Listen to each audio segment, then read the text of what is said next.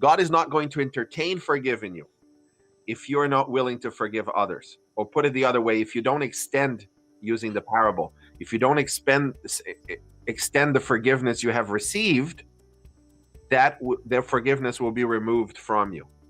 Mm. And that's another dimension of it. When you prepare for a presentation, you often dedicate the most amount of time to the things that matter most, right? So when you're communicating, you choose this section of the presentation of the book, if you're writing a book or a dissertation or whatever. You generally don't spend 80% of your time in the introduction, 5% in the body, and 15% in the conclusion of whatever paper you're writing. You allow the time it takes for the main issue to be resolved. And I'm mentioning this because God seems to be very interested in forgiveness. Take Genesis, for example. He dedicates, or Moses, the Holy Spirit through Moses dedicates like 7 chapters to creation and the flood, but over 20 chapters to the story of Joseph forgiving his brothers, to minute details of how much he struggled to forgive, call Benjamin and call the father, then call this, then he deceives with the silver cup, and all of that tension back and forth to show you how hard it is to forgive.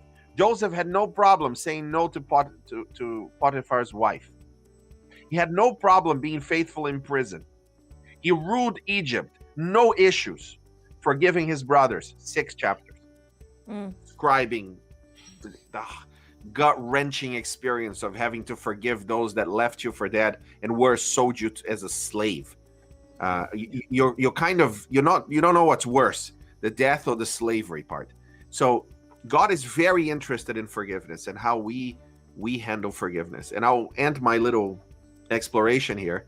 And as I said, stumbling in the dark with the best definition of forgiveness that I have ever come across outside of the Bible. This is it.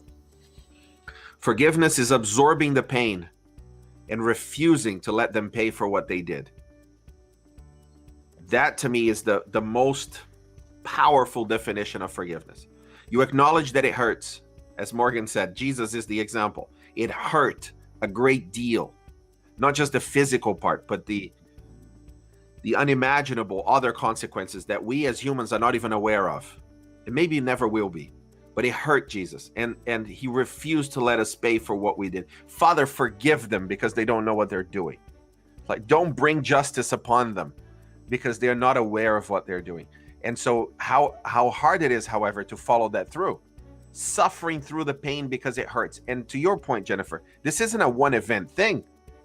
This goes on all the time. You are constantly suffering the consequences.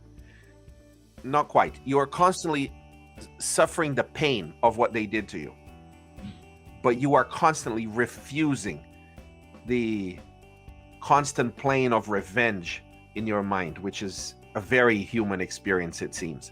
So how do we refuse to let them pay for what they did? By acknowledging that God refuses to let you pay for what you did. And he found a way to forgive you. So use that to forgive them.